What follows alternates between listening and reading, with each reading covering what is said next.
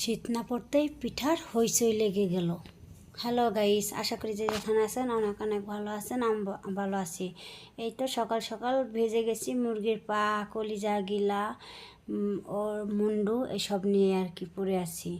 তো ওইগুলো ধুয়ে রেডি করে চলে এলাম পেঁয়াজ আলু কাটতে। তো পেঁয়াজ আলু দিয়ে আজ ভুনা হবে। পেঁয়াজে অনেক ঝাঁস, কাটতে আমার চোখ দিয়ে জল এসে ঝরঝরে। পেঁয়াজগুলো লালচা লালচা হয়ে গেছে, তো আদা আর রসুন দিয়ে দিচ্ছি। তো আদা রসুন দেওয়া হয়ে গেছে। আদা রসুন দেওয়ার পরে যে একটু লাল লাল করে ভেজে নিলাম, আলু কুচিগুলো দিয়ে দিলাম। তেজপাতা রেখেছি এখানে। তো যে আলুগুলো ভাজা হয়ে গেছে, এখন মাংস দিচ্ছি। এটা হচ্ছে মুরগির পা, তারপরে গিলা, কলিজা, তারপরে মাইটা, এগুলো দিয়েই ভুনা করবো। শুধু ঝোল হবে না, ভুনা ভাবে মনে হচ্ছে খেতে খুবই মজাদার হবে। তো দেখি কেমন কি করে রান্না করি। তো যে অল্প ঝোল দিলাম, ঝোল দেওয়ার পরে আমি দিয়ে দিচ্ছি মাইটাগুলো। পরে দিলাম যাতে না ভেঙে চুরে যায়, তার জন্য একটু ঝোলও দিয়ে দিয়েছি। তো যে ঝোলটা আটিয়ে এসেছে। তো এখন তো এই যে শুকনা করেছি। হয়তো একটু ঝোল কমালে ভালো হতো, সময় নেই। তো ওই যে পিঠা খাবে, আবার বায়না ধরেছে।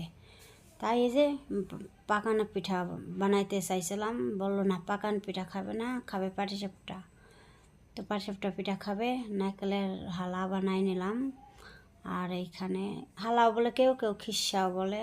তো এই যে ফ্রাই প্যান বসাই দিয়েছি কড়াইতে। তো তেল দিয়ে একটু মুছা দেবো, এটা সরিষার তেল।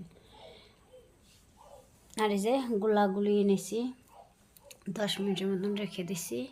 চিনিটা সুন্দর গলেছে।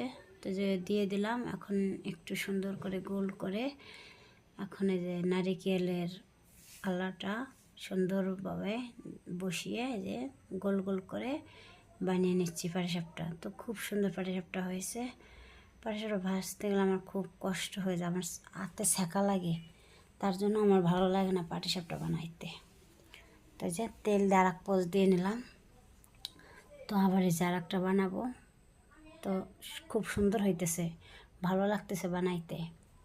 তো এরকম হইলে ভালো লাগে বানাইতে। আমার প্লেটটা ভরে গেছে পিঠায়, খুব ভালো লাগতেছে। তো এই যে এখন খেয়ে নেব কেমন হয়েছে। তো ভালো হয়েছে, একটু চিনি কম হয়ে গেছে। বন্ধুরা, ভিডিওটি ভালো লাগলে লাইক দিবেন, ছোট্ট করে কমেন্ট লিখবেন। নতুন নতুন ভিডিও পেতে চাইলে অবশ্যই পেজটি ফলো করে রাখবেন। নতুন ভিডিও নিয়ে আবার আপনাদের মাঝে আসবো।